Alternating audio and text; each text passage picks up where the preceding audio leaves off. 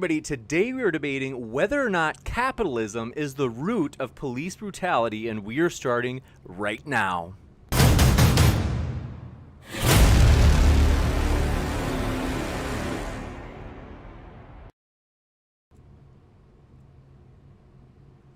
Ladies and gentlemen, thrilled to have you here for another epic debate. This is going to be a lot of fun, folks. Just want to let you know, if it's your first time here, consider hitting that subscribe button, as we have a lot more debates coming up that we are very excited about. And we're also a nonpartisan channel, so we don't have any sort of after shows in which we take a position on who won or anything like that. That's fully up to you as the audience to decide who you found most persuasive in these discussions. So it's going to be a lot of fun. Want to let you know, as you're listening, I have put the links of our guests down in the description box, so that way if you're listening and you're like, I like that, I want to hear more, you can hear more. That's why I put them down there for you. And so we're going to get rolling into this pretty quick. It's going to be kind of an informal kind of style today, taking it easy going, with roughly 5 to 10 minute opening statements, followed by open conversation, and then Q&A. So if you happen to have a question, fire it into the old live chat. If you tag me with @ModernDayDebate, that makes it easier for me to get every question in the list. Super chat is also an option, in which case you'd be able to make a comment as well during the question and answer toward one of the speakers that they, of course, would get a chance to respond to, and it'll push your question or comment to the top of the list for the Q&A. So with that, this is a lot of fun. We really appreciate these guys coming here. Really busy guys, and these guys, I'm sure you've probably seen them here before. We've had each of these guys on before. Very articulate guys. So guys, this is just a pleasure to have you. Just want to let you know we really appreciate you hanging out with us. Always happy to join you, James. Sure. Glad to be here as always.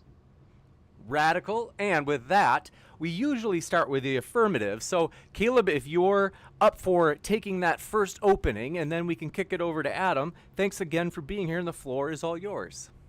Sure. Well, I'm a reporter, and in the last 4 or 5 years, I've been traveling all over this country. Red states, blue states, white communities, black communities. Everywhere I go in this country, I hear the same story. I hear people saying that the government is not working for average Americans. It's working for a small group of rich people. I hear people say that the government is taking our rights away. It's taking our right to own firearms away. It's taking our right to free speech away. It's violating our right to privacy. The police are kicking down doors. They're violating our rights. Everywhere in the United States, there's a big awareness, number one, that the government works for somebody other than the domestic population. And number two, that the freedoms that have long been touted as the example of how great the U.S. society is, those freedoms are gradually being rolled back and eroded. Now, why is this happening? That's where the disagreement comes in. In red states, blue states, libertarians, socialists, anarchists, they'll all give you different explanations. Well, I would give an explanation that is rooted in the revolutionary science of Marxism-Leninism, which is this. Capitalism is a system in which production is organized for profit, right? Under capitalism, the means of production, the major centers of economic power, are organized not to serve public good, but to make profits for their owners. And the capitalist is constantly driving to make production as efficient as possible. And that means advancing technology. So you can hire fewer workers. The workers that you do have, you can make them easier to replace by de-skilling the jobs. And that when there is a great leap in technology, that results in a lot fewer workers being hired. You'll notice that World War I and World War II both came after a huge leap in technology. And that was because when you eliminate workers from the assembly line, you have a little bit of a problem, because workers are also consumers. And if you start eliminating workers from the assembly line, you remove workers from production, pretty soon people don't have the income to buy your products. And this is the built-in problem of capitalism, and it's called overproduction. And when there is a huge leap in technology, you have a prolonged crisis of overproduction, where the living standards of the workers dramatically decrease, the ability of the capitalists to sell their products decreases, the rate of profit that the capitalists make from selling those products also decreases, and you have an economic problem. And when society becomes economically less stable, there is a need to lock it down. As people become hungry and unhappy, as there's a more of a fight over resources, there becomes a need on the part of the capitalists and the rulers of the society to lock it down. They also fight amongst each other. They want to resolve the crisis at the expense of other capitalists. So one section of the ruling class will try to beat down another section. And it's also important to note that the reason throughout the 20th century there were revolutions happening in Asia and in Russia and in Africa and all these other countries, but the West was very stable, is because for a long time we had a layer in the Western countries of well-paid industrial workers. That in the United States, we had this big, prosperous middle class that was very, very prosperous, and they got some of the crumbs, basically. The capitalists of the United States went around the world plundering the developing world, beating down countries, and they made so much money, so many super profits, that they could afford to buy off some steel workers and some auto workers and give them a comfortable middle-class life, and that would stabilize U.S. society. But now, because of the computer revolution, once again, and also because of offshoring and all of that, we're seeing the demolition of this labor aristocracy that stabilized the Western capitalist countries. So we're seeing the demolition of the American middle class. We're seeing a capitalist crisis. All of this is driving toward a situation where society is becoming increasingly unstable. And sections of the ruling class are fighting with each other, and there's a need to lock society down and try and control the masses as we all transition to lower pay and lower living conditions. I'm saying basically the capitalists are setting up a low-wage police state.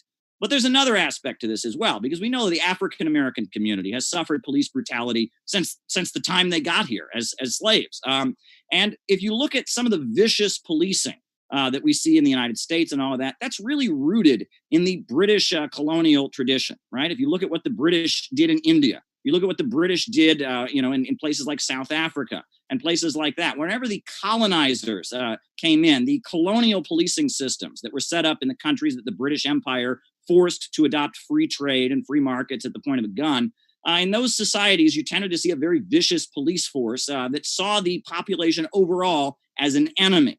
And what's interesting is at this point here in the United States, we're seeing this huge problem with police brutality, with police who see the communities they serve as their enemy. But what's interesting is a lot of our policing agencies are actually trained in Israel. And what is Israel? Israel is a settler colonial state. It was originally set up, the Balfour Declaration, as a British colonial settler state. Eventually, it became Israel. And so that system of police who see the masses of people as a horde that they're trying to hold back, what the Palestinians endure at the hands of Israeli police. Now our police in the United States are being trained by them. So I see all of this as essentially a product of capitalism. We see the colonial attitude. We know that the police forces in the United States, a lot of the way they began was the history of slave catchers and the paddy rollers, et cetera. We know about the capitalist crisis this is going on. And I see this crisis of police brutality and racism we're seeing in the United States as a symptom of capitalism in decay, necessitating that we move toward a system where the economy is organized to serve the people. And we have an economy that's organized to serve public good and not profits. And the police and the community are once again not enemies. The police don't see the population as a foreign group they're trying to control, but rather the police and the state serve the people in a new society organized to serve public good and not the profits of a few capitalist owners. Thank you very much, Caleb. We will kick it over to Adam Kokesh for his opening as well now. Hey, thanks so much for having us, James. I really appreciate the opportunity here. Now, Caleb, in your opener there, you described capitalism as a system organized for profit. It seemed that was the closest you came to a definition. Did you actually define it? Are you asking me, or do you want to continue your opener? No. Did you? I want to make sure I'm responding to the right thing, but I didn't hear there were a lot of descriptives, but I didn't hear like a real concrete definition. Capitalism is a system in which production is organized for profit, and profits are in command of the economic system. Mao Zedong defined capitalism as profits in command. Frederick Engels said that under capitalism, the means of production only function as preliminary transformation into capital, and that basically that's capitalism. Okay. Yeah, a lot of the debate about capitalism today comes down to a matter of definitions. I think Caleb and I would generally really agree on a lot of the problems with police brutality. And I love the attitude of a debate like this when I can come into with someone who I believe is coming in with the right spirit and attitude and intellectual honesty, and we can actually see what the actual differences are without just trading talking points. So with that in mind, Caleb, I was a little disappointed that your opener had a lot of descriptives more than definitions, both in its arguments and in the definition of capitalism itself. But what we're talking about here in the definition of capitalism, I don't get from Mao Zedong, I get from the dictionary. And it's generally commonly defined as some version of an economic system based on ownership of the means of production. And this gets into the big misunderstanding where people look at what we have today and say that's capitalism, which I think is a certain deliberate propaganda, misunderstanding that is being promulgated by people who want to continue, as I will make the case that Caleb does, centralized systems based on coercion. And with the definition, means of production, this is where we have been led down a very deliberately confusing path. In looking at economics as based on things that are counted and measured in dollars, I think Caleb would agree that we both want to see a world of universal nonviolence, of cooperation and harmony among the global human family. And I don't think that's possible. Like, by definition, if respect for self-ownership is not respected, if I don't respect that you own yourself, that all my relationships with you, Caleb, must be by consent or they are unethical. They are coercive. They are not in respect for your property rights, your means of production, because the ultimate means of production is the individual human mind, the individual human body. And if you don't own yourself, somebody else owns you. And that's slavery. We've decided a long time ago, and I think Caleb would agree that slavery is fundamentally wrong. We're not trying to debate that point. So the question might just be, where do we go from here? And what I see people of Caleb's perspective advocating is not radical. It's more of the same. More centralized, coercive planning. Even the terms that he uses to justify economic interventions in his opening statement there aren't in line with these basic ethical standards of libertarianism, of self-ownership, the non-aggression principle. You check a box when you join the Libertarian Party, lp.org, and it says, I oppose the initiation of force to achieve political or social goals. That's what makes libertarians different. We don't want to force our will on anybody else. So if Caleb wants to create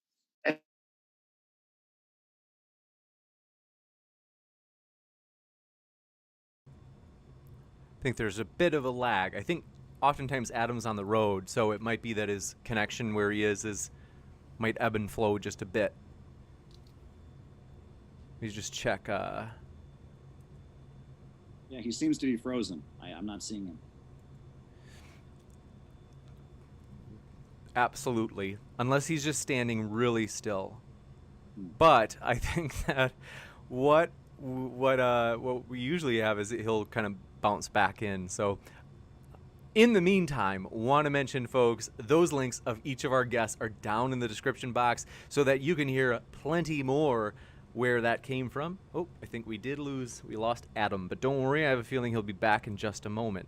So as I had mentioned last time, I think he was on the road, and so we had a kind of a similar deal.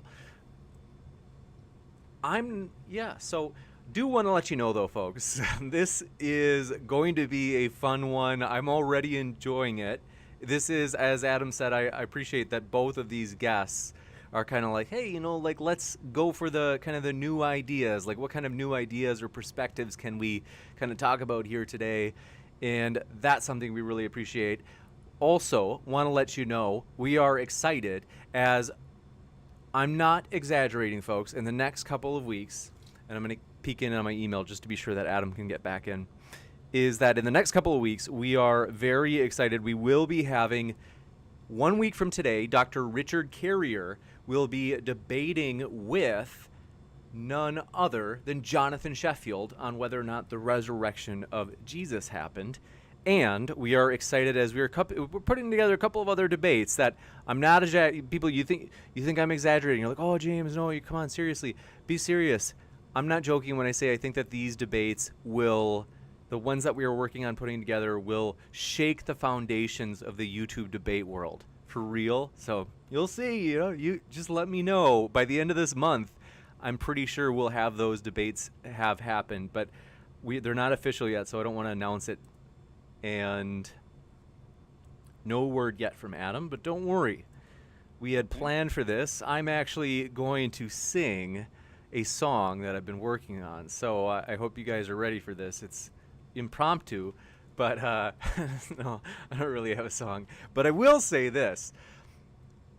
We have want to say thanks so much to Caleb, as the last time Caleb was on, it was quite the zoo, if you guys remember, and so we really do appreciate his flexibility, his willingness to come back, as we're working on having increased moderating and control. Today's debate is going smooth because these are different, it's different circumstances than the last time, but we always like your feedback, folks. And so want to let you know, yesterday I put out on our community tab on YouTube basically a request for anybody's debate topics that they would like to see on Modern Day Debate.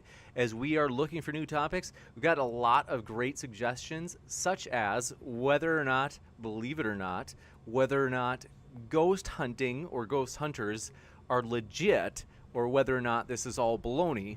So that's one that we are looking for. If anybody knows of a ghost hunter that might be open to defending the trade, you might say, that could be a fun one. We also have some on free speech, as a lot of people have said that they really enjoy. I think this is maybe the most popular topic recommended. A lot of people said they would love to see either a debate on free speech or on cancel culture. So let us know if you happen to love debating topics like that. Let us know, and we will try to set you up. All right, we got Adam just requested to come back in. Perfect. Excellent.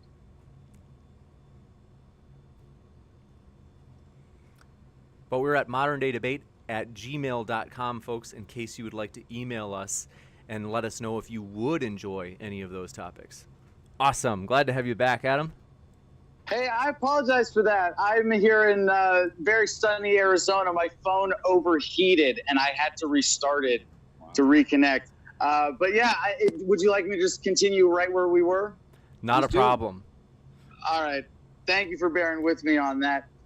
You betcha. All part of the fun Yep. of our new digital world. All right. So the origins of the police and police brutality, what does this come from? A lot of people on the left will criticize the origins in the police force in America as being about runaway slaves and breaking strikes. And that's very historically accurate. What were they doing? Violating individual property rights, violating individual sovereignty, violating individual personhood, using extreme brutality to enforce runaway slave laws, to keep the rich and powerful in power, so the rich get richer and the poor get poor. And that's what all of these centralized systems are set up to maintain. Now it's the drug war as the excuse for police brutality.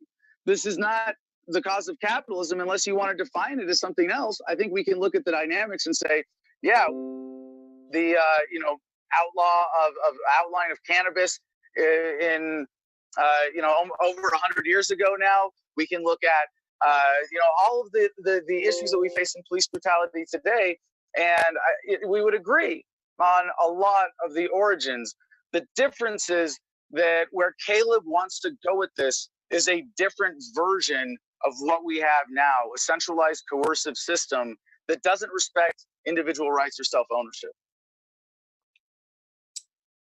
All right. Are we ready to jump on into it then? Sound good?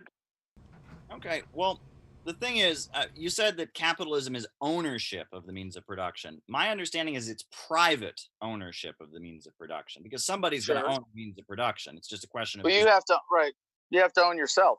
Right. Well, the thing is, though, if you look at the world as it exists today, there is not a single product that anyone can point to and say, I made that all by myself. I mean, you might think of like an individual craftsman, like a wood carver, but even he is going to use tools that were manufactured in a factory by hundreds of other people. And today, human beings are cooperating more effectively than ever before. I mean, this iPhone I have, this is dirt, rocks, plastic, oil, and we human beings turned it into something that can, go all over the world and broadcast videos into space and do all kinds of wild things. And that's the brilliance of collective human activity. The problem is all of this collective human activity goes to make profits for individual owners, because an individual owner has a slip of paper. It says, I own it. I'm the capitalist. They get the products of so much of the profits from so much collective human labor. And we human beings, that's how we've always been from the time of hunter-gatherers in the woods up until, you go through the ancient empires of Mesopotamia and Greece and Rome. You can go up to the age of capitalism, and now we're seeing socialism rising around the world. Human beings are collective in their nature. Every great thing human beings have done has been done collectively. And I would like to see a world where there is no coercion of any kind. That would be ideal. And that is the ultimate goal of Marxists. But that's only possible if there is vast material abundance. When there is no scarcity in society, there won't be no need ultimately for a state. I think that's many hundreds or thousands of years in the future. But I do think we can eventually get to a world free of coercion.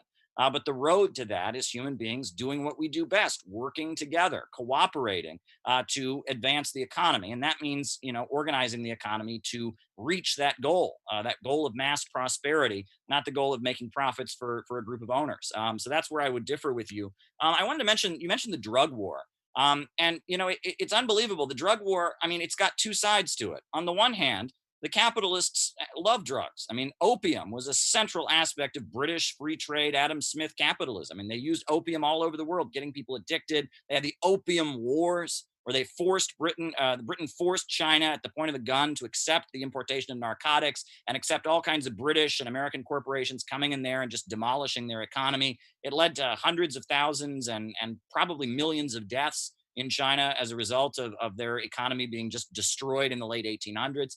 But at the same time, now we have the war on drugs, where the capitalists make money by locking people in prison, private prisons for profit, right? I would like to see a society where people that have a drug problem get treatment and are taken care of and are not treated like criminals, but treated like they have a problem. But I would also like to see the big drug importers and gangs that are responsible for mass death and profit from destroying human life and getting people addicted and are closely tied in with the CIA in Central America and all over the world. I'd like to see the big drug cartels smashed, honestly. And I would like to see a strong state that wasn't in bed with the drug cartels like the CIA is all over the world, but rather a state that goes in and smashes those drug cartels, breaks them apart, and ends their victimization of people for profit. On the one hand, I think, we do need to stop treating addicts like criminals and people that become addicted like criminals. But I think the big cartels, they should be smashed.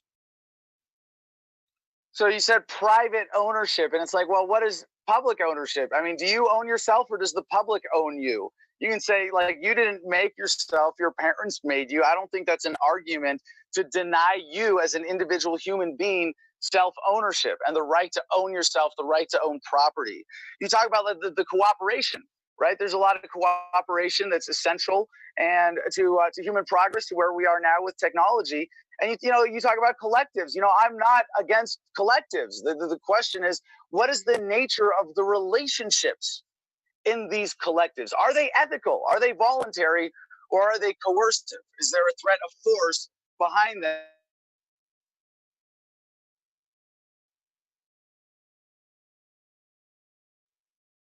I think we lost him once again.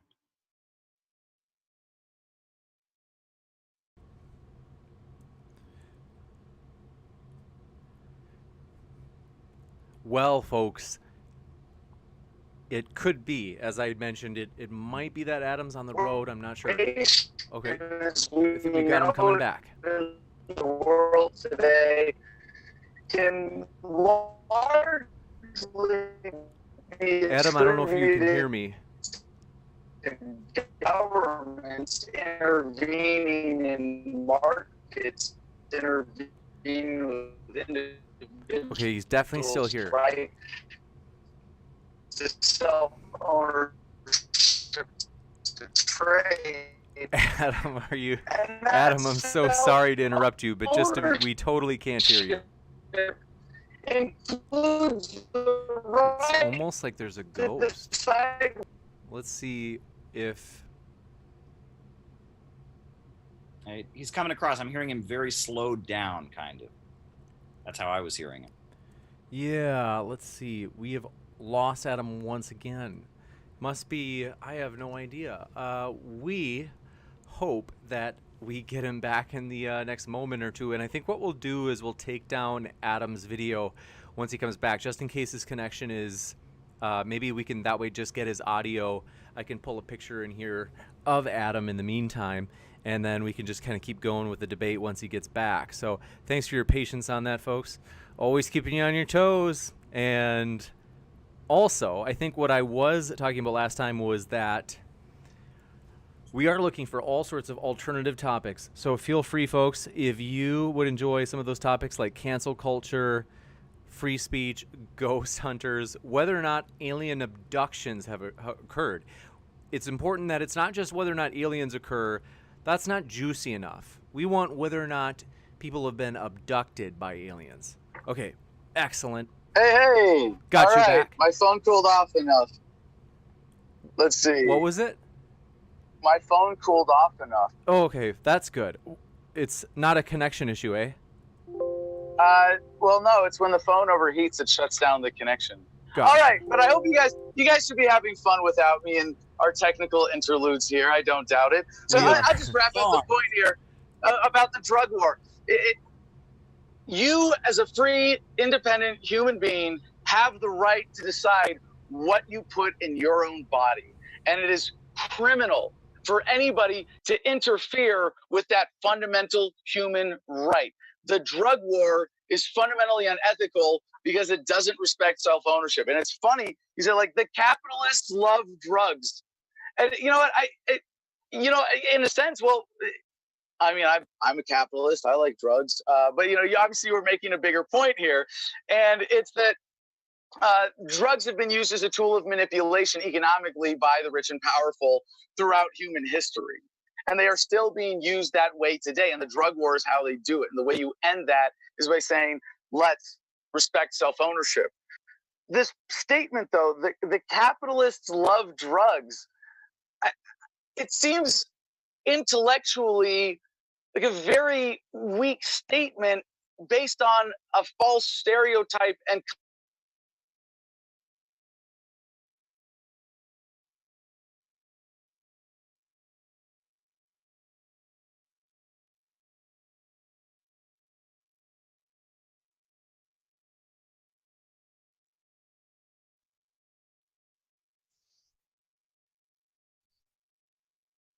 hello.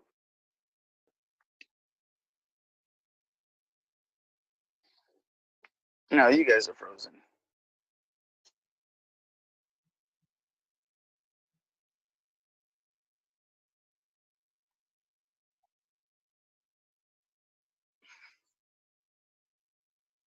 Can you hear me?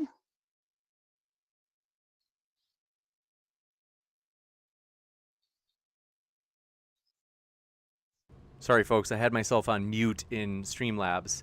And so, yes, we basically, I think we lost Adam again. So, yeah, sorry about that, folks. At this point, I'm kind of like, maybe, I hate to say it, Caleb, depending on what you're preferring, we could reschedule if we needed to. And I don't know if it's, let's see. I mean, I'm not in a rush to get any place. We can keep going, or we can reschedule if necessary. Whatever needs to be done. I mean, it's not really a debate if you can't hear the other person. So. Yeah. Kind of. Let's see here. I mean, is there a way he could call you, possibly, and we could just have his audio over the phone or something? We can have him call into the Skype chat. That's a good idea. We've never done it, but it's worth a shot, and there's no reason why it shouldn't work. So let me see here. I don't, but I guess if it's on his phone, I don't know if his phone, Wow. unless he could use someone else's.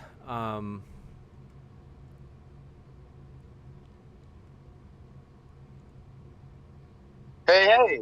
How's it going? I'm glad to have you back. That time it kicked me out of the Zoom meeting. No problem. Okay, we're ready to roll if you are.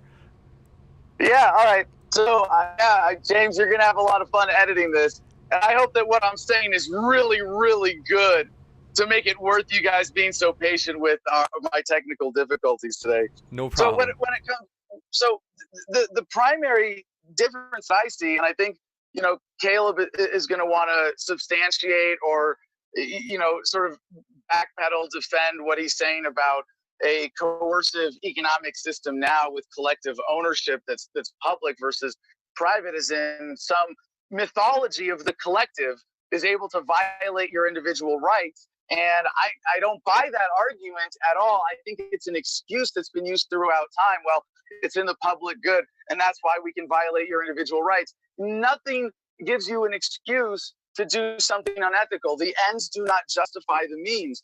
And as you heard Caleb say, that once we get to enough abundance, once we get to a certain state, then we can have a voluntary society. It's like we're just going to keep doing what we're doing. We're going to keep this centrally planned, controlled system going until some arbitrary point, and then you can have peace. Then you can have your individual rights respected. No, the road to. Oh, okay. Yeah, it said it said the host has stopped your video.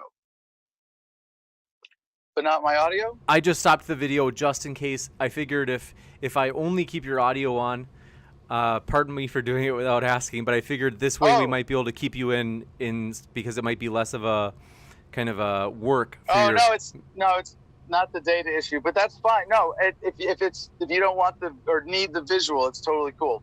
So the road to a voluntary society does not require anything but a direct route. If your goal is peace, if your goal is harmony, if your goal is an ethical world where nobody's rights are violated, where there are no violent or coercive relationships, you don't get to justify some other course on the way there. Well, we're just going to increase the control or the violence or the planning for a while. No, I don't buy it. Not at all. Okay, well, what you're saying is actually similar to Thomas Jefferson's vision of the yeoman, right? Thomas Jefferson wrote that he had this idea that America would be a great country where there'd be yeomen, or small farmers who each had their own land and didn't bother each other and just did their own thing on their own land. And the problem with that economic vision that Thomas Jefferson put forward is eventually there's going to be a drought. And some farmers are not going to have their crops, and they're gonna lose out, and they're gonna starve, and they're gonna end up having their farms bought out by bigger farmers. And pretty soon, the wealth is going to concentrate in the hands of a few people, and then those few people are going to try and manipulate the government to serve their own ends. And in this anarcho-capitalist libertarian model, I don't see how does the wealth not concentrate in the hands of a few people, and then how does those few people that have the wealth concentrate in their hands not then start manipulating the government to serve their own ends? And we're back at the beginning to begin with. I think that when you have a system where there is vast amounts of inequality, the result is going to be some people having more and then using the state to protect themselves and manipulate things to make sure that they keep what they have. So how is it that in your anarcho-capitalist utopia, how is it that we make sure that the government, stays true to these libertarian principles?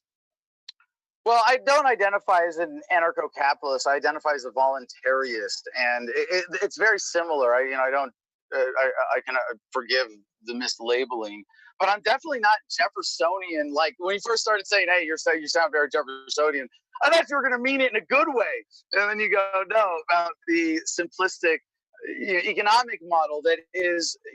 I think you are falsely. I think that's kind of a straw man that you're raising to argue with, because I'm not making the case for a agrarian society or a simplistic society. I think we can have wonderful collectives of economic natures, of political natures, communities, civilizations even, that have to be voluntary in order to be ethical. That's the difference. So you don't need the premise of your argument when you say that, I'm making the Jeffersonian case, is that in order to have those complex systems, in order to have that cooperation, you need some kind of central planning that is forced on people. And the libertarian proposition is no, you don't. You can do it peacefully, and you can go directly to a peaceful world. You don't need to increase coercion, political, economic, or individual in any way in order to get there. That's why, like I said in my opener, right there in that pledge as a moral commitment that we make. Well, I guess let me repeat my question though. When in this totally voluntary society, there becomes a huge amount of inequality, what is to stop those who have more from then, scrapping these voluntary principles and setting up coercion to make sure they stay having more than everyone else? Well, it's funny. I thought your answer was baked into your question when you said the rich use government to get the people who have more, use government to get way more. And I would agree. So you take away the government, and it's a natural fact of life that some people will have more than others, that there will be economic disparity. That's just, you're not going to eliminate that as part of the natural human existence. And that reality does not justify violating individual rights in order to make things more fair by your vision.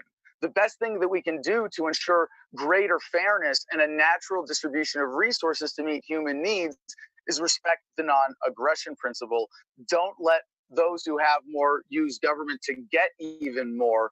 And what you get, as you know, with central banks is, what you would have in a free market. You have maybe a texture to the landscape of wealth. There are people who are higher than others and lower than others. And that's sometimes by circumstance, sometimes by choice, sometimes by natural talent. And we can say, look, this is a problem. We want to alleviate this by voluntary ethical means, by charity, by cooperation, by community-based solutions, not coercive, centralized solutions.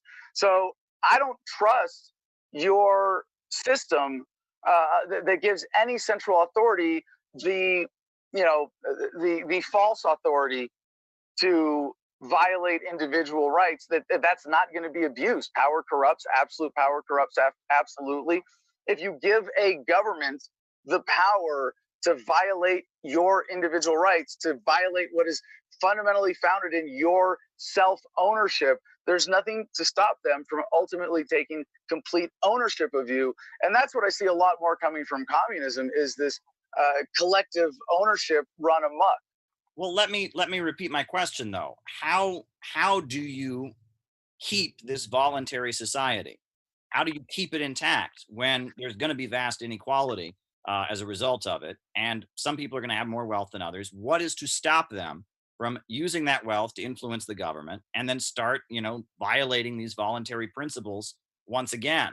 Well, yeah. First of all, no, it's fine. I don't mind, another angle on it at all here. The premise, though, I would disagree with, because the vast inequalities of wealth today are caused clearly by governments. Without government, fiat currency systems, without corporatism, without central banks, you wouldn't have, without corporatism underpinned by intellectual property, which is another racket that violates individual property rights, then you wouldn't have what we have today, what you would have in a voluntary society without, what the effect of government and that kind of power has on wealth inequality is that it makes it worse. It always exacerbates it. It exaggerates it. So it's going to be, at a sort of natural level where it's not a problem, because when individual rights are respected, we're able to come together cooperatively and meet human needs way better than with any kind of central planning or with any system that doesn't respect individual human rights. And that self-ownership, that's the ultimate human need. So does that answer your question? Not exactly. I would say one other thing. And there are a couple things. This might help you understand, because there are a couple things that are not often presented as part of libertarianism that do address these challenges of collectivism of collectively owned property, of public property, of the commons, of unowned property, and being able to get natural resources localized into the hands of communities, the people who are most affected by how those resources are used, is a critical part of this. Getting to a more ownership-based society where, as a independent human being on this earth, you have a right to homestead, you have a right to equitable access to natural resources. There are ways that we can solve all of these problems voluntarily. And I welcome it. If you want to raise more challenges, what do we do about the Grand Canyon or the Mississippi, as we transition to a voluntary society where ownership and self-ownership and individual rights are respected, then absolutely we could do that. I'm sorry, there was one other point I didn't address that you raised in your question there, but it slipped my mind. I get so excited talking about all these, voluntary possibilities, all these ways that we can eliminate coercion in society directly and build a world based on ethics and respect for self-ownership. Okay, well, in response to your critique of the Marxist goal of a stateless, classless world based on vast material abundance, it's not simply that we think that would be better or something like that. It's the understanding that it is only possible in a huge state of abundance, because when there Well, is. no, so I don't disagree Sorry, with the goal. yeah, please, thank you. Sure. Yeah, is that scarcity is the basis for the state, right? I mean, people take from other people, and there's a need to protect property and keep other people from having, I mean, the basis of the need for coercion is a lack of material abundance. I mean, that's the argument, and that it's with a planned economy that we can develop and get beyond a society full of scarcity, and eventually get to a world where coercion can fade. But I want to raise a couple other points, which is that when a child is born, an infant, right? That infant is dependent on its parents. It cannot survive on its own. We don't say to that infant child, you know what, you own yourself, and you're on your own. In fact, if a parent doesn't feed their child, they go to jail. It's called neglect. Human beings from our birth depend on other human beings. And I also wanted to raise the question. You talked about communities having control of natural resources. Well, if communities have control of natural resources, not individuals, that's socialism. I mean, it was public control of oil that enabled Gaddafi to make to make Libya the most prosperous country on the African continent, because the Libyan people, they kicked out BP, they kicked out the American companies, they nationalized their oil, and with public ownership of oil, they planned out their economy. They built the largest irrigation system in the world, the Great Man-Made River. They provided universal education to the population. Cynthia McKinney, who is someone that is a fan of yours, I mean, she went there and she saw what happened before Obama and NATO bombed it into smithereens with public and community ownership of oil based on these popular committees. If you read Gaddafi's Green Book, they built a very prosperous socialist society in Libya through public control of natural resources. But my understanding of libertarianism is that the feeling is that these natural resources should be owned by private companies that use them to make profits, not by the community. But you're telling me libertarianism would be okay with community control over natural resources? Am I understanding you correctly? All right. Wow. So there's a lot in there, if I may, and I'm taking notes. I really want to respond to everything here. I think, first of all, I was interrupting to say I think it's a little disingenuous to say that I disagree with the goal of a voluntary, stateless world of abundance. I would just add a little caveat to that to say that I'm okay with voluntary states, voluntary governments, or based on cooperation. But eventually, yes, that even that might become unnecessary. Sure. And one of the things you said was that lack is what drives coercion, or need, right? Depravity or deprivation leads to coercion. But I think that's kind of a self-defeating argument in this context, because you have clearly, repeatedly made the case that the coercion of the state is being conducted by the rich, by people who already have a personal abundance. You raised the issue of a child and self-ownership and, in infancy before it's able to assert itself as an adult. Well, just because you own yourself doesn't mean that you can't take custodial status of another human being, that you can't be a guardian for a child, or for someone who's elderly and losing their faculties, or for someone who's drunk and passed out or in a coma. There are ways that we already have ethical frameworks of dealing with the situation where you have a human being and you can say, I respect your self-ownership. Right now, someone is taking some guardianship status of you because you're not capable of fully asserting that. That's a normal thing that happens. Now, about communities and individuals, when you say libertarianism, or libertarians are about this, there's a lot of misrepresentation of libertarianism out there.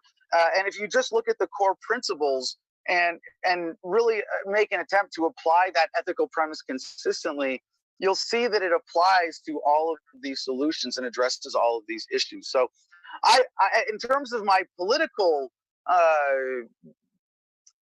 orientation as a libertarian policy-wise, I'm a localist. I believe in localization. That was the premise of our presidential campaign, which, by the way, Cynthia McKinney endorsed. Funny that you mention her. Yes, she's not just a fan and a friend of mine, but someone who has made the transition from being a leftist to being a anarcho-capitalist type anarchist now. And I would really encourage everybody to go back and watch the interview of mine with her from, wow, geez, when was it? 2013, 7 years ago. And it was from talking to me then and to her son, who became an anarchist in law school, that she made that transition. So when you have this ethical premise of how you look at the world, what is a corporation? You said libertarians believe corporations should own natural resources. That in and of itself is contradictory. And I don't judge communists by, the dumbest slogans at the Chaz right now, which, by the way, we were supposed to get to in this debate. I in its core, I totally support it in terms of declaring your independence, seceding, and creating an autonomous zone. And that's a community. You said, I thought, you were against community ownership. Well, a community is made up of individuals. And if those individuals come together in a community by choice, as in by consent, then they can pool their property rights. They can take charge of larger natural resources. They can manage infrastructure on behalf of people in that voluntary community. And one of the talking points I had in my campaign was, I'm Jewish by ancestry, and when I see, Jews will not replace us and tiki torches, it's viscerally disturbing. But as an ethicist, I can still say, look, if you want an ethno-state, if you want to come together, and I think it's dumb and wrong, and I will never live there, but I will not forcibly interfere with you doing something that you have a right to do, to come together, to associate with people who you choose to associate with. And I go to the opposite side of the spectrum on this too, to make the point. You're a gun-grabbing socialist. You want to live in a nudist commune in the woods? I'll take my entertainment value from a distance. Thank you very much. But I want you to have that right too. And that's what's really possible when you embrace these ethical premises, is that humanity is free in a non-violent, non-coercive world to create whatever systems best serve our needs. Well, I would respond to the last part by pointing out, in 1917 in Russia, they had a revolution. They created the Soviet Union. First it was Soviet Russia, then it became the Soviet Union. And the capitalists of the world didn't just look at Russia and say, okay, if they want to try that communism thing, that's their business. 15 countries invaded. And at that point, millions of people died in a civil war. There was a blockade installed after the Civil War that prevented medicine from getting in. And it was, everything was done to try and crush it. Winston Churchill said they wanted to strangle the Bolshevik baby in the cradle. Cuba, right? They seized control of their island. They began building socialism there.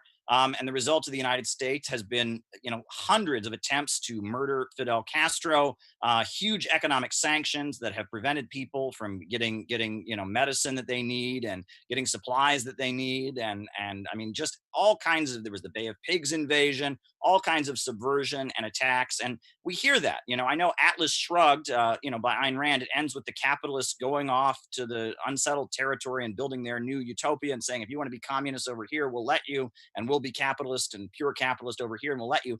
I don't see that. And the reason I don't see it is because capitalism in our time, you would probably disagree with me about it being capitalism, but the way, the system of profits that we have involves big corporations that want to control the entire world and dominate world markets. And whenever any country breaks free from their control, whether they do it in a socialist way or whether they just want to be independent capitalists who aren't under the domination of the Western bankers and corporations, the response is to rain down violence, death, and destruction on it. And I mean, we see that. I mean, these young people that are doing the Chaz. I mean, I'm all over the internet, and I'm seeing calls from Trump supporters for them to be bombed and murdered and killed. And you want to ask them why are these people in Seattle, in 6 blocks, why are they a threat to you? I mean, why is a Trump supporter in Tennessee, calling for bikers to go to the Chaz and tear it up and kill everyone there? I don't understand this. And it seems like, from ardent defenders of capitalism, there is this desire to destroy any socialism that exists anywhere in the world. And that doesn't make sense to me, and that doesn't seem consistent with what you're saying. What I also want to mention is, Adam, you've been doing this a long time. You've been one of the primary voices of libertarianism in the United States. And I mean, I'm not inside your head. I don't know what's, how you feel about things, but as I was looking over your career and your life, you must be really angry, because a lot of the people that were your biggest fans and biggest supporters seem to have abandoned you and become Trump supporters and jumped on board with the alt-right. They saw you as a convenient ally during the Obama years to talk about Obama being the gun-grabbing socialist who's going to take all our guns away and all of that. But now it seems like so many of the people that were your allies are more interested in fighting for some white ethno state or fighting against immigrants or beating up leftists, and they've kind of abandoned you. I mean, the libertarian movement has been largely usurped and taken over by elements that are more concerned about racial issues and more concerned with doctrinaire anti-communism than they are about liberty. And that the libertarian movement, in a lot of ways, it's been stripped of thousands of people because the hard right wing, the economic nationalist right wing of Steve Bannon has really, kind of absorbed so many of the people that were hanging out in libertarian circles. Am I correct in that assessment? I'll take my time to thoroughly challenge your premise, but you're not like out of touch with reality or anything. Okay. Yeah, I mean, why has that happened? I mean, why? And I must say that, I mean, you are very sincere in wanting, a purely voluntary society. But in libertarian circles, the old John Birch Society elements were very widely present. You read Ron Paul's newsletters, going back decades, they were quite racist and quite vicious. You even look at the signs of the people protesting against the civil rights movement and opposing Martin Luther King Jr. It was very libertarian. Race mixing is communism, they would say. What else would we hear? I mean, it was the Civil Rights Act is a violation of the right of small business owners.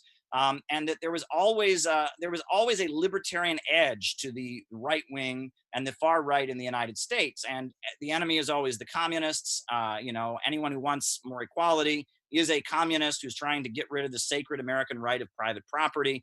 And it seems like behind a lot of what passes for libertarianism in the United States is just doctrinaire far-right extremism trying to protect the property of the ultra-rich from mass popular movements like labor unions, like the civil rights movement that might try to bring some justice.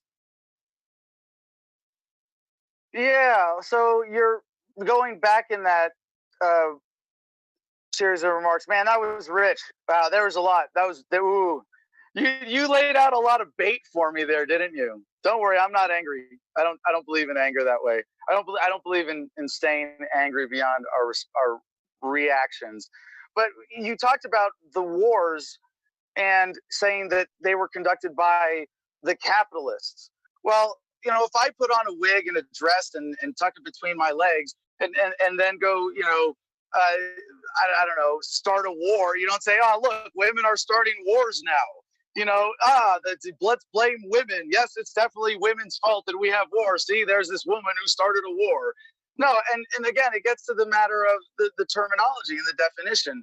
So if you look at the countries, the governments behind a lot of these major armed conflicts, I mean, really all of them, they're some kind of democracy. Even Hitler, everything he did was legal under the German government. So why not blame democracy instead of capitalism and say, democracy corrupts capitalism, because even by your definition, which I don't think really qualifies as a definition, when you say it's something that's an economic system organized for profit, that it doesn't give a clear definition that shows what is and what is not capitalism, because war is definitely not profitable except for the few. It doesn't generate wealth, it just destroys value. So but that you go and turn to, I think, two fundamentally disingenuous arguments in what you're saying here. One is this collectivization and judging the whole by an individual or someone claiming to be a part of a group. When I see COINTELPRO agents infiltrating black bloc operations, I don't say, look, liberals want to throw Molotov cocktails at Starbucks. No, those are provocateurs. So those are not people who are aligned with the cause of the genuine left that I think you represent. So the other really, I think, bad fallacy, intellectual fallacy that you introduced there is the appeal to authority, or attacking the messenger, like reverse appeal to authority. When you talk about, Ron Paul and racist newsletters, I'm not here to say Ron Paul is God and everything he ever did was perfect. That's not what we're debating. And, I do appreciate you making the conversation a little broader, talking about, how people have been, duped in some ways, as it would appear, away from libertarianism. But I don't think that's accurate.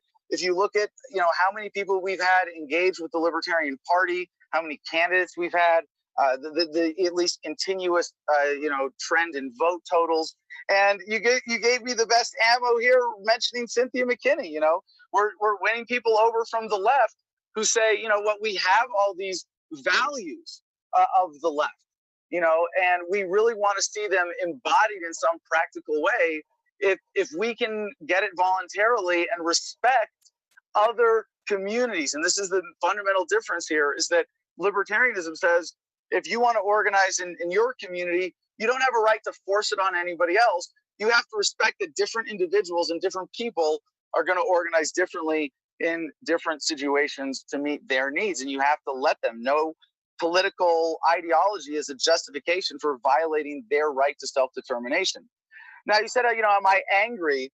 Yeah, I'm not angry because I don't agree with the premise of what I would have to be angry about. But I suppose, there is something that, when I see it, I do have a bit of a response of anger, which is that how people use logical fallacies to justify coercion, to justify statism, to justify the system that we live in today.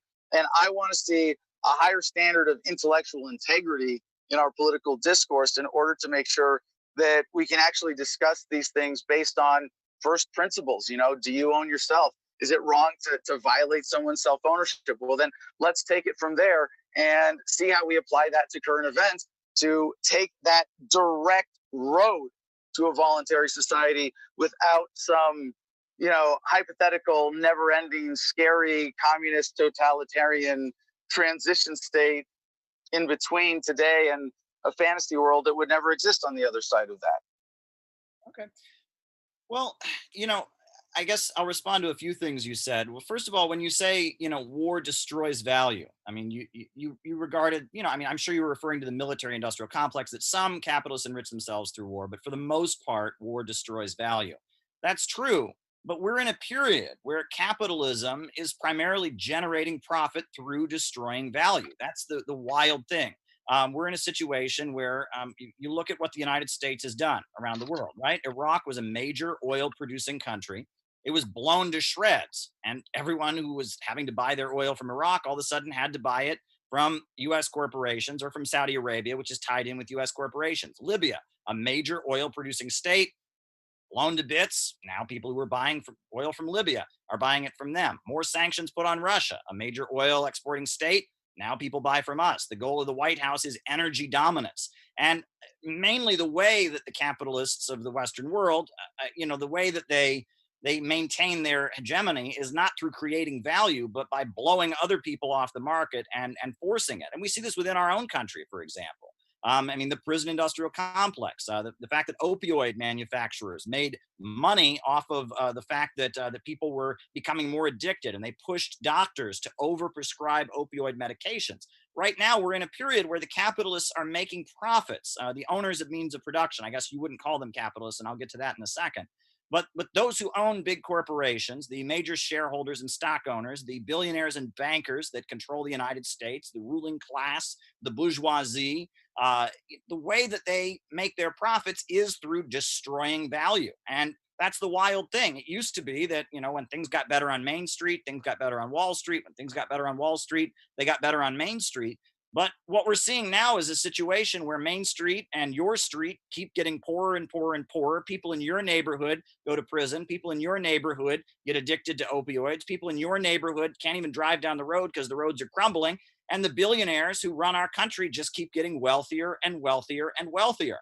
And they have rigged the system so that they don't, you know, produce any value, and they actually destroy value and continue to enrich themselves. And this is capitalism in a state of decay. You know, and I think you know, this period of accumulation through destruction really points to the fact of why we need to rationally organize the economy. Now, your definition of capitalism is very narrow. You know, I mean, you basically restrict capitalism to being your ideal utopia of a world in which people, quote unquote, own themselves and there is no coercion. Well, that's never existed anywhere in the world. And that's the only thing that you will consider to be capitalist. My definition of capitalism is different. You know, in you know, the United States, yes, the government's highly involved, but the government facilitates big corporations and private owners of means of production making profits, right? The same, you know, Saudi Arabia has a huge amount of government involvement, but the government simply facilitates the Saudi royal family making profits. But if you go to China, you go to Cuba, if you go to Venezuela, there are states that have a different relationship with the economy, where they own major centers of economic power and operate them for the benefit of the population. And there are private companies that are have an oppositional relationship with the state, where the state forces them to work in the interests of the community overall. And that's what we need. I've often said that socialism in the United States would be a government of action that fought for working families. I've tried to popularize that slogan. We need a government of action that fights for working families, a state that, instead of, you know, doing the bidding of big corporations, stood up to big corporations and controlled them. I've said that the transition to socialism in the United States would involve 4 big steps. The first would be hiring millions of people, unemployed people, scientists, professionals, you know, skilled people, putting them to work completely rebuilding the country, kind of like what Roosevelt did during the Works Progress administration, but amped up even higher. You know, new universities, new high-speed railways, just a mass construction program. Second, it would mean public control of our natural resources. America's oil, America's natural gas, America's coal, America's timber should be controlled and owned by the American people, not big corporations. And the profits from it should go into the public budget to build more schools and hospitals and railways. Third would be, you know, public control of banking. You know, every major religion, the Bible, the Quran, the Torah, they all forbid the lending of money at interest because it leads to a creditor class, and it leads to, you know, the creation of wealth without the creation of any physical economy, with any value. And if we had the lending of money and credit in the hands of the state, with the state controlling the lending of money, we could rationally organize the economy and we wouldn't have a creditor class. And the fourth and final step would be guaranteeing everyone the right to health care, the right to education, the right to jobs, enacting Roosevelt's economic Bill of Rights. And if we took those 4 steps, the economy of the United States would be rationally organized, and we could have growth on an unprecedented scale. It would be like an American Renaissance. We would be once again churning out the greatest engineers and the greatest scientists in the United States. We would once again, have a country where people could look forward to the next day and think that tomorrow might be better, and where people wouldn't be looking back to the good old days of the 50s and thinking, oh my gosh, this country's falling apart. But instead, they would be optimistic, where every person would be part of a mission to build a better country. And we would have a relationship with other countries around the world that wouldn't be predatory, but would be based on win-win cooperation, where we would trade with them and they'd get wealthier, and they would trade with us and we got wealthier. It would be a completely different, it would be an economic overhaul. When you talk about coercion and poverty, and you don't see the link, the thing is, no one in the world talked about human rights and the rights of man really until like the 1400s in Europe. And why is that? Were people just evil until then? Were human beings just evil? And then in the 1400s, they just woke up and realized people have natural rights? Of course not. Try.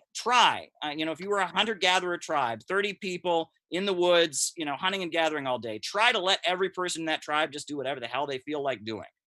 You'd be starving pretty quick. Try to organize subsistence farming like they had in the Middle Ages on the basis of everyone being able to do whatever they want and think whatever they want. That society became less authoritarian as the mode of production and the economy necessitated that. And even in capitalist societies today, you'll notice that we have a lot of freedom here in the United States because we're more abundant than most countries in the developing world. Countries in the developing world tend to have, much more authoritarian systems because they're much more unstable and there's a higher level of poverty. And you'll notice that as the United States starts to decline and we see a lot more poverty and instability, our rights are also being taken away. The height of freedom in the United States was the Warren Court of the 1960s. And that was at a point where the USA's economy was the best in the world, a huge level of economic prosperity. And in that moment, there was a feeling that we could open up and have more civil liberties than ever before. If you look at the Warren Court rulings, I mean, it was a high level of civil liberties based on a high level of stability in society and based on also a vast level of material abundance. When societies are unstable and poor, they become very authoritarian. When societies are prosperous and stable, they become more free. And I think the road to a prosperous, stable society is organizing the economy rationally. And ultimately, I do believe that if we had a very, very prosperous society in which no one was hungry, in which no one, was suffering, in which there was no want, in which it wasn't even necessary for people to hoard goods because there was so much abundance, that yes, at that point, there would be really no need for coercion. And that we could, we could achieve that. But as long as there's scarcity, as long as there's inequality, there's going to be a need for a state on some level. I mean, the state exists to protect property. I mean, the origin of the state is the origin of private property. I mean, many people have pointed that out. And as long as there is differences in terms of property and vast inequality, and some people being hungry and desperate, and some people having huge amounts, you're going to have a state to keep the people that are poor and desperate from taking from the people that are not. And I think the state should organize the economy. And I think the history of human civilization, you want to talk about the bad things that were done. And sure, I mean, there's brutal repression. There's all kinds of horrors in human history. But the brilliance of human beings also comes out in the history of civilization. It wasn't the free market and private profits that created the music of Bach. It wasn't the free market and private profits that painted the Sistine Chapel. And that really throughout human history, the state leading people has really led to some real beauties and some real amazing things. I held up my iPhone before. No other species can do anything like this, right? I mean, and it's through working together, organizing together, cooperating, that human beings have been able to achieve so much. And I think that, the big turning point in human history was really, you look at the Treaty of Westphalia. The Treaty of Westphalia talks about nation states, but it talks about how the government has an obligation to serve the people. And that was a big game changer because throughout feudalism, there was a notion that people existed to serve their quote unquote natural superiors. Serfs existed to serve the landowner. Commoners existed to serve the king. Human beings existed to serve people above them. But when the Treaty of Westphalia came out and when that was signed, there started to be a shift in Europe. The Renaissance came with a shift when there started to be a recognition that leaders and states have an obligation to serve the people. And the greatest leaders in human history have been the leaders who have done the most to serve their population, to educate their population, to build infrastructure, to make life better, to improve things, right? I mean, the greatest leaders, you can talk about Alexander the Great, you can talk about Julius Caesar, you can talk about some of the leaders that we've seen more recently.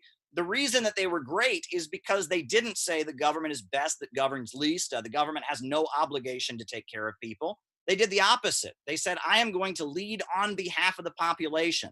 Go to Louisiana. Huey Long is loved still Decades later, Huey Long, the governor there, why? He built bridges. He, wiped out illiteracy in the state. He used government power to improve the lives of millions of working people.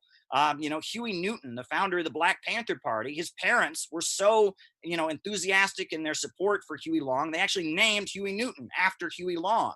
He's so loved because he used the state to improve people's lives. And, the journalist Greg Palast wrote about how Hugo Chavez of Venezuela was basically a 21st century version of Huey Long. He took control of the oil. He used the oil profits to build infrastructure, to organize the economy, to care for people. And I think that's what we need in the United States. I think that Trump, he likes to tell you he's a tough guy, but I think Trump is a weakling. Trump is pathetic. When he says he's not going to, launch foreign wars, and then he goes and he murders Qasem Soleimani, the top general of Iran. When he says that he's going to stand up for working families, and then you see him, stripping away regulations and letting profits do whatever they want. Trump is a weakling. In my view, he's afraid of big corporations. He turns to Sheldon Adelson. He turns to Bernie Marcus, the owner of Home Depot. He turns to Betsy DeVos, and he says, "Please give me money. Please reelect me. What do I have to do? What do I have to do to get reelected? I'm scared the Democrats are going to impeach me." He's beholden to a group of wealthy capitalist donors that he's trying to keep happy. Trump is a weak president. We need a strong leader. We need popular power. We need a government that understands that the government is best when it serves the people, when it improves people's living conditions. We need to revive this populist understanding that built, civilization as we know it. All right.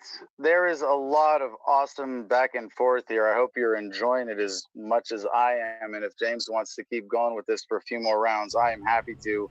I've been taking notes, and I ran out of paper trying to write down all the things you said that were wrong that I need to correct here. But if I may at least do an overview response here, James. We definitely have time, and I would say as long as we've got a minimal amount of questions, folks, or a minimal amount of questions for the Q&A. So I would say, folks, if you get your questions, if you happen to have any, maybe within the next 5 to 10 minutes, and that way we can probably around, I would say maybe like within 9 minutes from now, we can jump into Q&A that'll last about 20 minutes, and at the very most 25 minutes. So we'll wrap up with just less than 2 hours. So the floor is yours, gentlemen. Thank you. So it became clear to me in Caleb's latest response there exactly how he's using the term capitalism in a very deceptive way. His definition, a system organized for profit, includes military contractors, and this is basically theft through government. So when you say that, if your goal is profit and you're willing to murder innocent people on the other side of the world to get your profit, you're not just, an economic actor, engaging in some kind of system.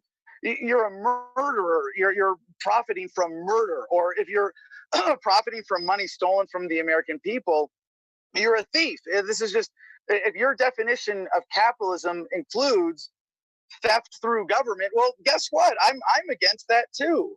I agree. Theft is bad. The difference between you and I on this point is that I'm saying end all the thievery now.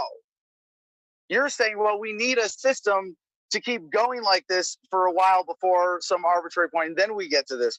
Now, one of the things that I think is not presented enough or front and center enough with libertarianism that I think actually would appeal to you is the understanding of what is justly acquired property. And if we wanted to really get into the weeds on, homesteading and appropriate land use and all the ways that these are better managed through voluntary systems than violent or coercive systems, I'd love to get into this. This is the kind of stuff I like to geek out about on my show, Adam versus the Man. There's my shameless plug.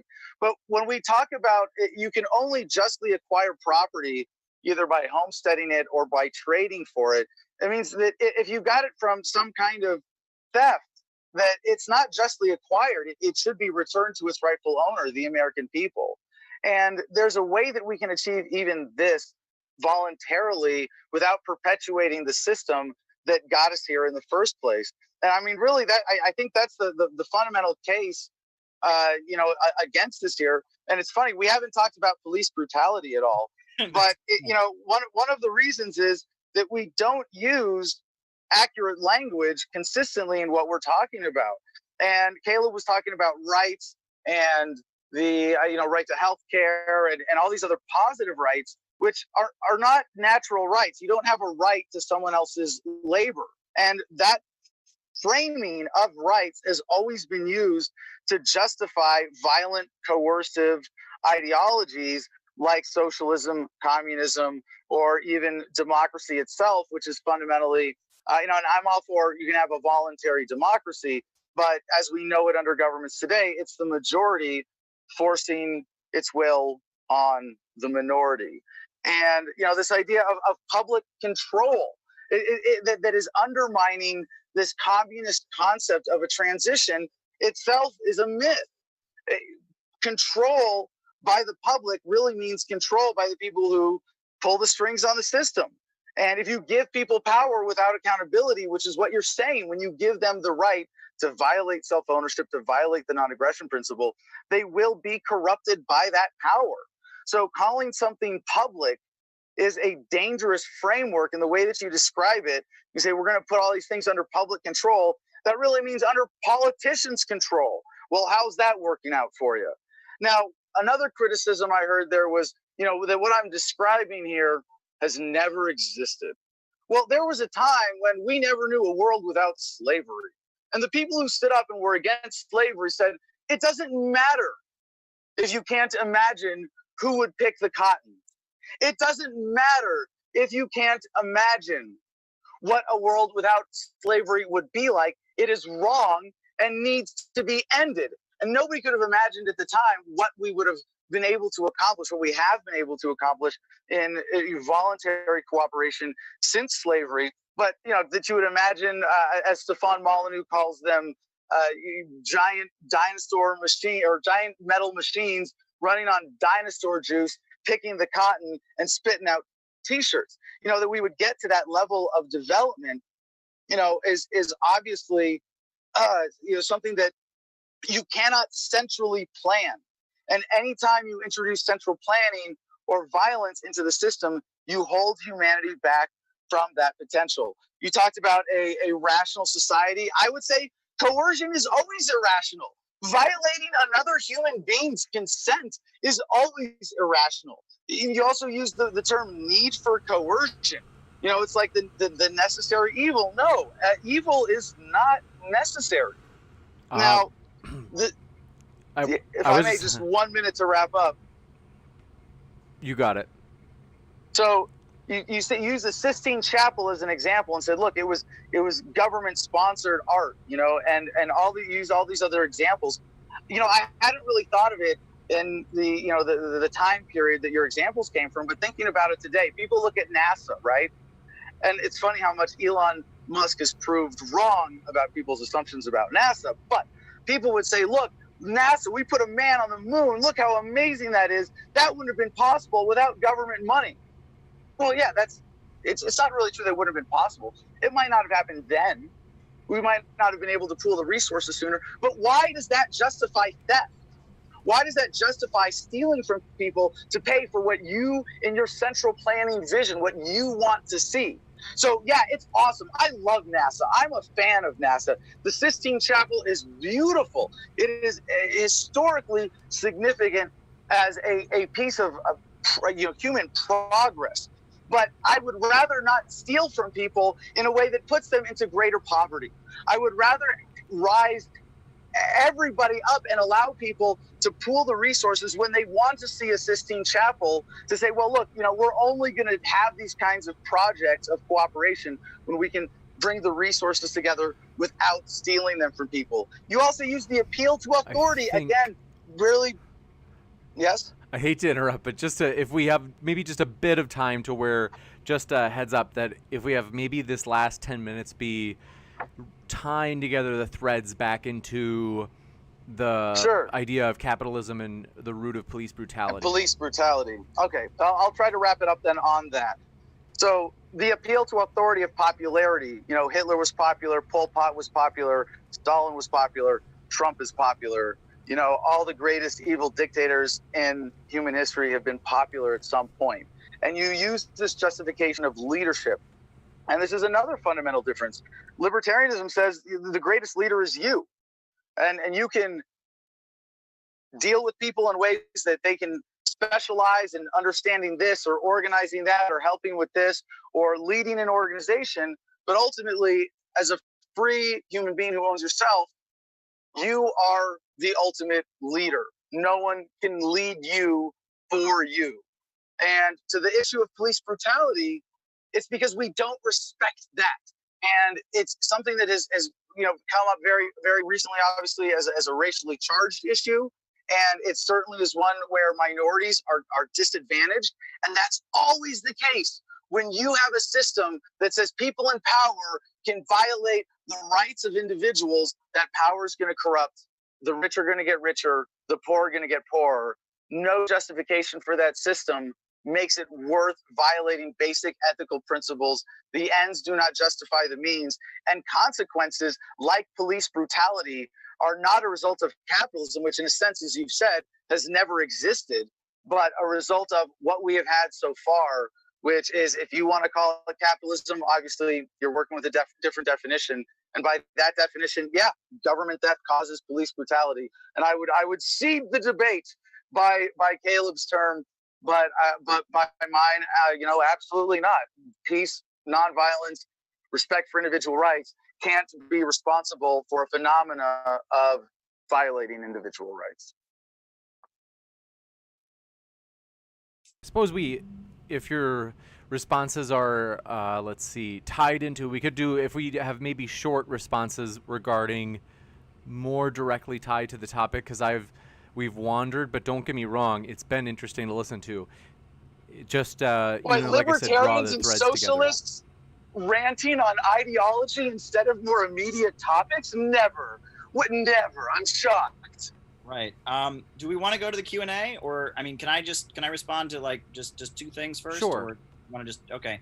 Well, I'm going to tell you the same thing I said in my debate with Stefan Molyneux, which is that the majority of human history did not have slavery. You said there's never been a society without slavery. For the overwhelming majority of human history, there was no property. We were hunter-gatherers. We were in tribes of 20 to 30 that were going around hunting and gathering. There was some level of hierarchy and coercion within those tribes, I'm sure, but nobody owned anybody else. Slavery is property. It's somebody owning somebody else. And the origin of private property did not come until the domestication of animals. So the overwhelming majority of human history did not involve slavery. And I misspoke on that. Excuse me. I was speaking in someone else's voice as objecting to slavery or something like that. But no, I totally recognize your historical reality there.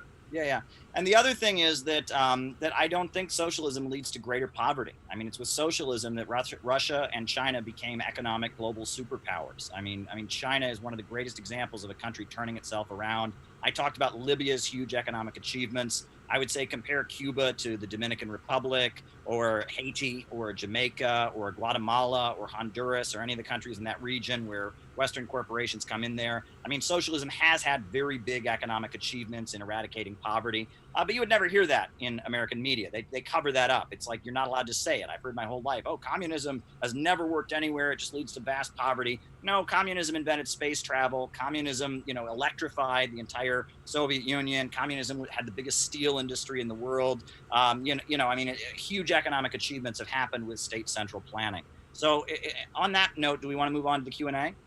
We can definitely do that, and want to say thanks so much for your questions, folks. It has been an interesting one, and we've gotten to explore a lot of topics, which I think makes it fun. That's why we try to be pretty easygoing, hands-off in terms of getting to explore the issues. So this has been a lot of fun, and we're going to start getting into these questions right now. Spart344, thanks for your Patreon question, said, for Caleb, claiming a rigged system seems to be a way of blaming others for a lack of personal success and a desire to penalize those that have gone from rags to riches. Well, I would say, in the year of 2018, another person became a millionaire in China every single day, and that unleashing people's creativity and finding the Einsteins and the Leonardo da Vinci's and the geniuses within your civilization is something that I think is an absolute priority of socialist states. And that if you look at Nicaragua, for example, part of the way they've built socialism in Nicaragua under the Sandinista government is by enabling people to become what they call micro entrepreneurs. And I think enabling people to be successful and enabling a prosperous market sector to exist as part of a centrally planned state economy where the industries and banking and the economy overall is controlled by the state is absolutely necessary.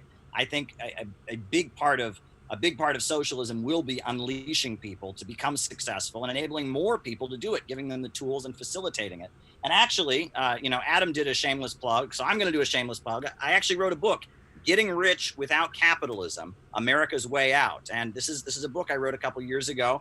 And I even have the fastest train in the world, which is the high-speed railway, the bullet trains of China. And they were built in government-controlled steel and railway corporations. So I just wanted to put that out there. That's my response very quickly to the question. Gotcha. Thanks so much. And Spart344, thanks for your other questions. Do you mind asking... Okay, we got that one. Cat Earth, thanks for your question. Said, for Caleb, can you think of any non-quote capitalist, unquote, countries that have better police? Well, I think a great example is the fact that, Vietnam, which is a socialist country, it has 96.4 million people in it. But as of today, this year, the police of Vietnam have only fired their guns 5 times in the entire year of 2020. Up to now. Furthermore, not a single person has been killed at the hands of Vietnam's police because there is more of a feeling that the police are trusted members of the community. And actually, in the Soviet Union, they had the opposite problem with their police force that we have here. Here we have police that are over the top, that are arresting people, choking people, killing people, just out to get people. In the Soviet Union, one of the big problems they had was the police were lazy. They didn't enforce the rules, and they were afraid to arrest somebody because there was like a community stigma that if you arrested somebody in the community, people might not talk to you. And so the problem that we have in the United States largely, I think it's been exacerbated by the fact that increasingly the police are being trained to think of the communities that they serve as their enemies. There's a wall between the police and the communities that they are supposed to serve. The policing industry, we talk about militarized police, military corporations selling them weapons. There's a distance between the police and the communities that they serve. In socialist countries, we see the opposite. You can talk about Venezuela with their Bolivarian militias that are like people from the neighborhood, volunteers that police the area. And I can point to many examples of socialist societies that have done a better job of having police in the neighborhoods and be accountable and not have this barrier between them. That's not to say that bad things haven't happened. I'm sure people can point to many examples of human rights violations and police doing bad things in socialist countries too. But I think that the problem we have here with the way the police are acting, the way that they view the communities they serve, the way there's a barrier, the way they're militarized, they're amped up to fight. They go out there with these big weapons. They've been sold by a big corporation to make lots of profits for that big corporation. I don't see that problem happening in socialist societies.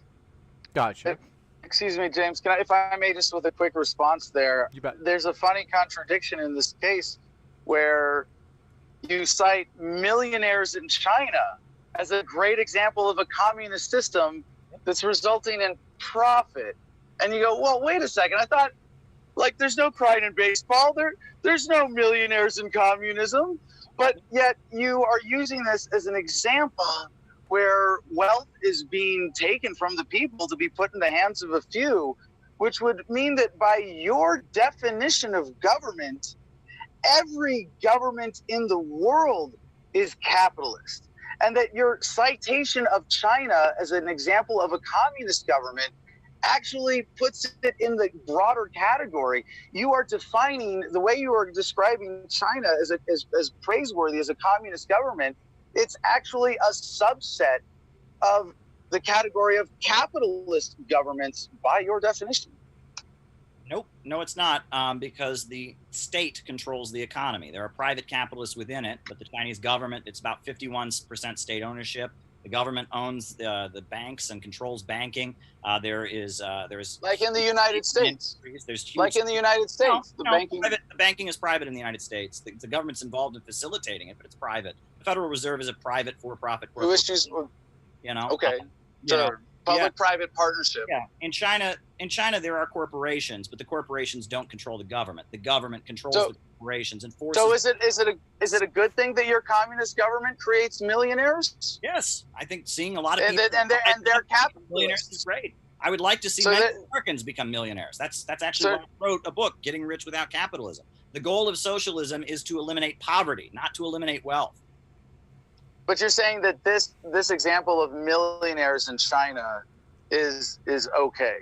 That they're capitalists. You called them capitalists under a communist government. So you're saying that a communist government would allow capitalism? It would facilitate a market sector, but it would force it to work in the interests of society. It would control the economy. But yeah, I think we've learned from the fall of the Soviet Union. The government can't run hotels. The government can't run restaurants. The government shouldn't be making children's toys. You need market mechanisms for things like consumer goods, right? Oil, heavy industries, the lending of money, these things, obviously, that are the lifeblood of the economy, should be planned out by the state. But you got to let a market sector flourish. You got to let people start their own business. And the strength of the 21st century has been its ability to enable people to do that, to unleash people. Gotcha. Just trust government with the important things. Appreciate your question from Amy Newman, who says, for both debaters, have either of you been arrested, and how or how has your experience been with the police? And Kiwis are the best people in the world. Must be very nice. Thank you for that. Why doesn't Adam go ahead? I think he's got a little more experience than I do. I've been in New Zealand. Kiwis are awesome people. And I went on a college rugby tour, and I got to play in Rotorua and smell the sulfur, and as a college team, lose to a high school boys team of Maoris. It was a wonderful experience and great broadening of the horizons. I have been arrested more times than I can count. I got asked in a debate recently, how many times have you been arrested? And I said, yeah, that's a really good question. It's somewhere over 50, and the vast majority in civil disobedience. But I've had, I made a name for myself in part as a civil disobedience activist.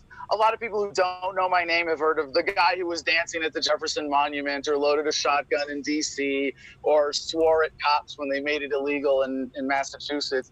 But, I've been arrested enough by accident as well that, it's not just an experiment to understand state power in a sort of controlled way in civil disobedience. And no, I know it's not controlled. Anytime you come into contact with a cop, your odds of dying skyrocket. But, I see the benefit of civil disobedience certainly justifies any risk that we might take on as individuals. And I do everything I can to encourage people to be disobedient, to assert their self-ownership, their individual rights. I think that's absolutely critical. And one of the things we don't, to bring it back to police brutality, and the issues of Black Lives Matter right now is one, qualified immunity, right? We talk about responsibility, property rights. Well, cops have to be accountable for damages. But one of the stats we hear is that something like, do you guys know, is it 1/3 or 1/2 of African-American men are on paper at any given time, like either on probation or incarcerated or parole or something like that? A negative legal state as a result of an arrest. And it's not just the punishment of the incarceration or the brutality of the arrest, it's the imposition of uncertainty on your life. And that's what central planning does, to bring it back. This is why central planning, not capitalism, causes police brutality, because that coercion and that introduces a certain amount of uncertainty. Can I apply for this job? Well, I might have to be in court on Wednesday. I guess I can't sign up for that meeting. Well, I can't do that because they're not hiring felons over there. And, I think that my experience with state coercion in my own life has really reaffirmed my commitment to ethics and the non-aggression principle.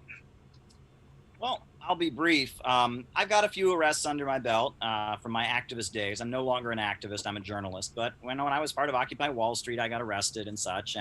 But I will say beyond that, which is far more relevant to this conversation, I will say that the most rewarding activism that I ever got to take part in was when I was in Cleveland, Ohio, 2009, 2010, when I would go to court with victims of police brutality. And I was, able to work alongside a group in Cleveland called Black on Black Crime Incorporated, led by Art McCoy, who's the owner of the Superfly Barbershop in Cleveland.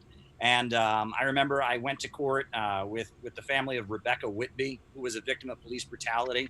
And I saw how not only did the police brutalize her, but her family, her whole family, spent the next 2 years of her life, going to court every few weeks and, having threats. And it was just an awful case. You can probably Google the details about the Rebecca Whitby case. It was awful, awful. I mean, just watching what was done to that family. But there's so many families that have dealt with this. It was, we started talking about police brutality. There was the situation in Ferguson. There was the situation in Baltimore, and now it's a widely discussed issue. But for years, the only people who talked about it were the far left, were communists and were radicals, and the black community itself, and black nationalists and black community organizers. But for a long time, police were murdering people the same way. Oh, I thought he had a gun, and they murder Amadou Diallo in New York City, or they murder somebody. And all of society kind of just looked the other way and said, well, we trust our police. They must have been doing something. But it was communist activists alongside the black community who beat this drum of the police are out of control. The police don't value black life. They've been beating this drum for a long time. I'm proud to say that I had that experience of for 2 years, being active in Cleveland around the issue of police brutality. And I learned a lot. Actually, one of the wildest things that happened to me was in 2010, I saw on Facebook, there were a group of students at Collinwood High School in Cleveland, Ohio, who were having a walkout against teacher layoffs. So randomly, me and my college roommate went to the protest. And thank goodness we were there, because only 10 students got out of the door before the police chained the doors shut.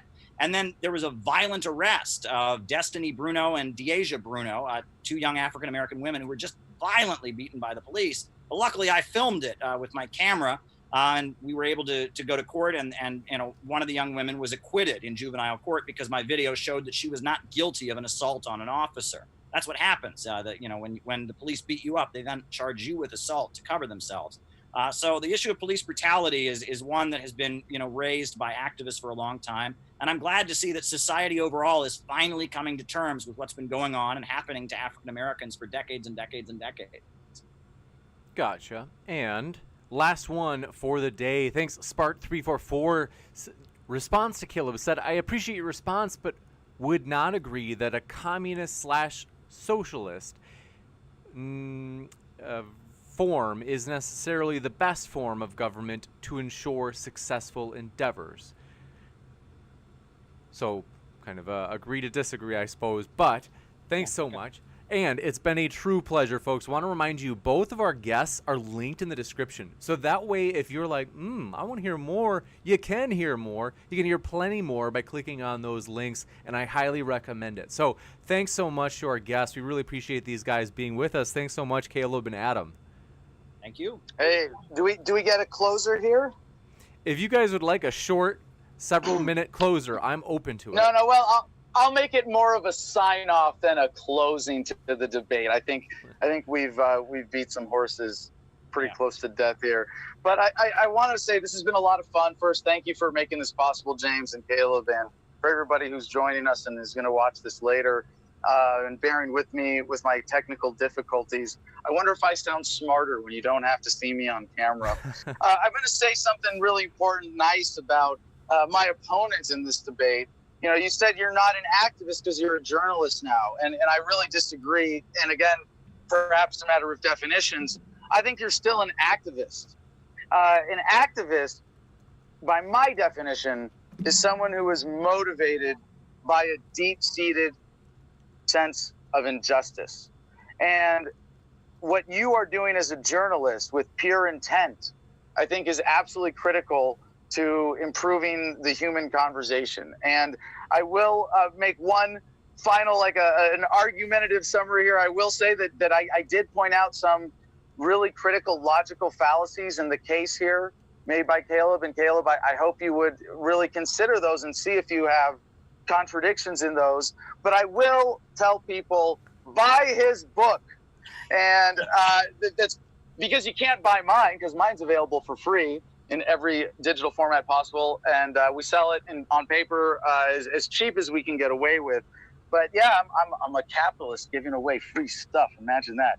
So it's a sample, though. It's kind of like a drug dealer giving you a little taste of some dope because they know you're going to be back for more. That's kind of what freedom is, right? It's very, very addictive. And once you really embrace these core principles, you can't help but grounding that sense of injustice. And I will say, James, you too, and what you are doing in hosting these debates, you are an activist who is trying to improve the conversation. And I want to encourage everybody who's listening to share this and support independent media, whether it's mine with Adam versus the Man. You can find all of my stuff through thefreedomline.com, whether it's James with the debate series or Caleb with his work and his book. You know, put your money where your eyes and your ears are. We do not have corporate sponsorship. We need active and engaged supportive audiences to realize the potential of this technology for independent media. And that's all I got. Thanks, guys. Thank you. Well, I'll just briefly say that, you know, I don't necessarily agree with everything that Adam's ever said, obviously, but the fact that he has gone out and tried to, you know, ensure that our civil liberties stay intact and, you know, challenged what he sees as unjust laws. There's a very admirable tradition of that in this country. You can go back to the free speech fights of the Wobblies, where some town would pass a city ordinance against socialist speakers. So every Wobbly, every IWW member in the whole country would pile into the town and get arrested and violate the law until the city's jails were full and they had to rescind it and allow socialists to speak. And so there's a long tradition in this country of people, you know, getting arrested for political reasons and making a statement. You know, Adam has done his fair share of that. And a lot of that is very admirable. I guess I'll just say that you know, I have emphasized that I do think we need state power to fight for average people in this country. And what I find the most amusing about this debate is that usually it's the communists that are declared to be the, you know, the extreme utopians. Usually it's the far left. You know, those of us who want socialism, we're the ones that are accused of being, you know, radicals and utopians who want some impossible dream. But in this debate, I feel like I've been the one advocating solid policies, and it's been my opponent who's been putting forward kind of an idealistic vision. So maybe that's how discourse is changing. Maybe that's the shift that's coming in the future. Maybe it will be the libertarian folks that are the idealists, and it'll be the Marxists and communists and socialists that are the hard realists. Maybe this is the shape of things to come. I don't know, but it's certainly been a pleasurable discussion. I'm glad I was able to participate. And let me add that book I showed you before is not my latest book. My latest book is called City Builders and Vandals in Our Age. It's much longer, and it gets into my thesis, which is that I view socialism and Marxism as a continuation of the city building tendency in human history. Alexander the Great, Julius Caesar, up into, you know, the great projects that transformed China into an industrial superpower, that raised Russia up from poverty and made it a modern industrial country. And that I view socialists as part of a bigger trend in human history, the city building tendency that advances human progress and then tries to march ahead with human civilization. And I think we need a progressive and optimistic view, and that much of leftism that we see nowadays is very pessimistic, dark, and destructive. And I think we need positivism and hope on the left and a vision for building a new world. Thank you. You're here for everyone on that last note. Yep. For all of humanity. Yep. Very good.